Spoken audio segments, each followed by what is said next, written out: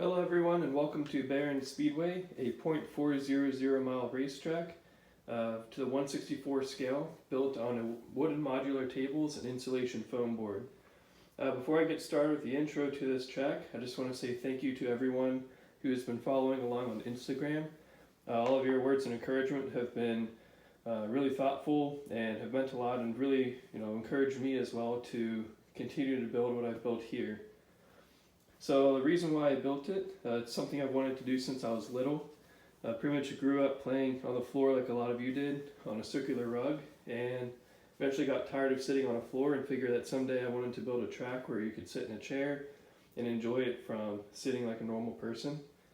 The name Behrend Speedway, that comes from where I went to college, which was Penn State Behrend, a satellite campus of Penn State University, located in Erie, Pennsylvania. So, the name came from there. I wanted something unique that meant something to me, and that's where I ended up with.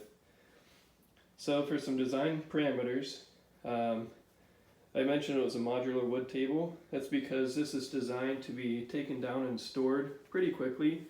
Within like half an hour I could have this whole thing taken apart, leaning up against the wall, take up a few feet of space. And the reason for that was I started building it in an apartment, and with the thought of moving and all that, I wanted to make sure it would be something that could be disassembled easily and transported and reset back up. So I ended up with this. The other design parameter was that it had to maintain a 1/64 true scale. So I was thinking, okay, I can maybe get away with making a Bristol, or I can get away with making Martinsville. But based on the scale, I wouldn't have had enough room in my first room I had in my apartment. So I was thinking, okay, well, what is the biggest size track I can get to get the 40 pit stalls and be able to fit it in the room while still being able to use the room a little bit. And it ended up being around 0.400 miles. So sketched out the track, did the measurements, built it, and cut the foam, and yeah, here we are. That leads me to the turns must also be banked. So this is actually iteration number 2 for this track. I wanted to tried a couple different things. My first thought was I could use balsa wood because it's flexible.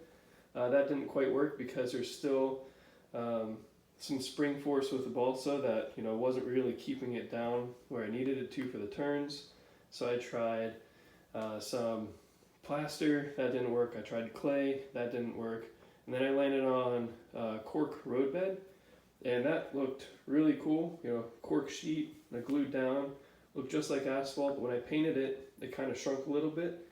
And also, if you have it in a room that changed temperature at all, you're going to be dealing with a lot of bubbles, and the foam where the cork would go expand and contract a little bit, so it was kind of hard to work with. So then I was looking around, I saw a couple of YouTube videos of these people that were carving these things out of foam board. So I looked into it more, found out that you could have a foam cutter that worked really well. It's actually this piece here. So I've got this foam, you can barely see the wire.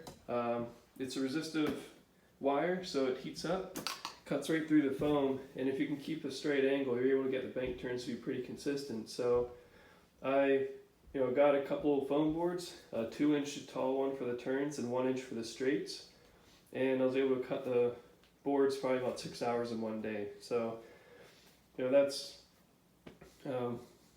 how I end up with this, how the turns are smooth. And really I encourage that for any one of you guys that are going to be building a track, is to use foam board. Even if it's an 8x4 track, you can do a lot with it and make some good turns.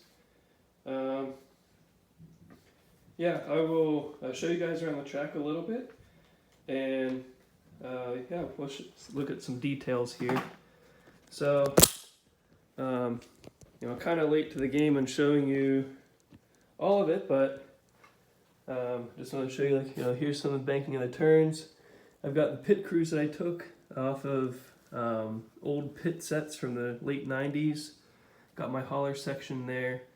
A lot of these decals I got from online, and I sized them on Microsoft Publisher.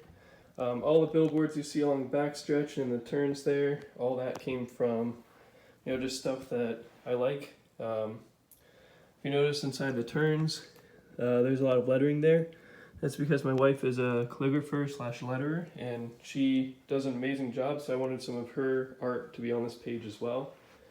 And yeah, if you look on my Instagram at all, you know, I showcase a lot of these things. I will also be doing future videos. Let's see, here's a refreshment stand area. Future videos will include a how-to of, you know, how did I make these pit groups? You know, how did I do the bank turns? How did I do the decals? How did I make the buildings? All that sort of stuff. So the goal of this page is to be as informative as possible and to really share what I've learned and share it with you guys, because it's a great hobby and I think it'd be a lot of fun, you know, for others to branch out and continue on with their designs, because we all start from somewhere, but it's also great if we're able to continue to learn as well. If you guys have any questions, just message me on Instagram. I usually respond pretty quick, and I'll usually answer about anything you have regarding the track. Yeah, so, you know, thank you guys a lot for your interest and for, you know, just all the support you've given me. Make sure you like and subscribe to this video, because I will also be posting more with the how-to videos and whatnot. And also go ahead and follow the page as well, the Instagram page, so that way you can stay up to date on what's going on here at Behrend Speedway. So thank you guys again, and I'll talk to you soon.